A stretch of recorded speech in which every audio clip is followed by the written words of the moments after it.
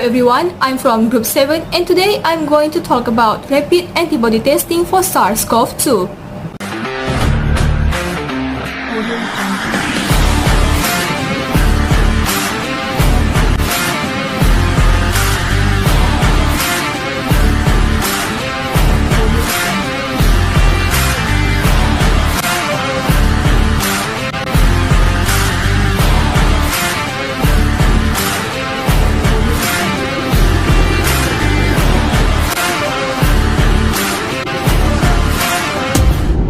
I'm KAISAH DALILA SUPARDI S71856 and here is the introduction of our topic today.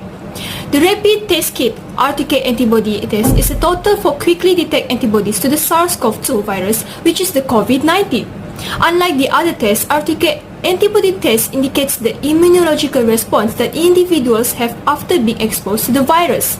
It can detect recent or previous illness by recognizing IgM and IgG antibodies in blood sample. As you can see, the process requires 5 steps. The first steps, make sure all the kits and materials at room temperature. Collect the patient's bloods and label the blood.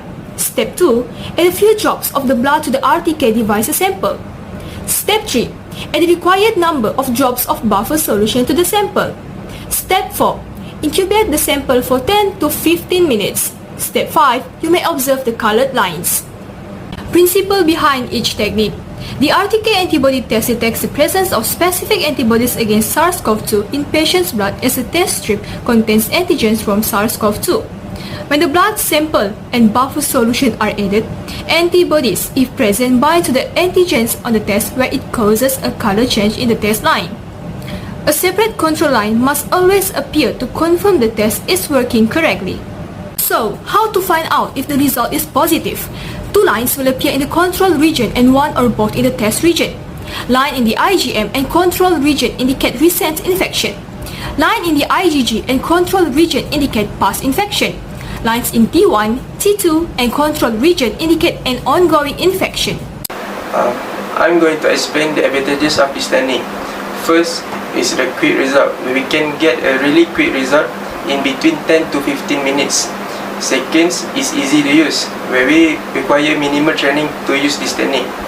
Third is the point of care testing, where we can conduct this technique at the patient sites, remove the needs for sophisticated laboratory equipment. Next is cost effective, where this technique typically less expensive than molecular testing technology like RT-PCR. Lastly is the detection of immune response, where we can determine if the patient has been previously exposed to the virus.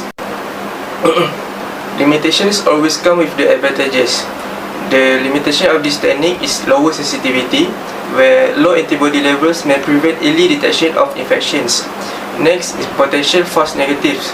False negative may occur if antibodies have not yet formed. Next is potential false positive. Cross-reactivity with antibodies from other illnesses may lead to false positive. Limited use for acute diagnosis, where the idea for identifying past exposure rather than current infection. Lastly, no viral load information. Unlike RT-PCR, this method does not provide quantitative data on viral load.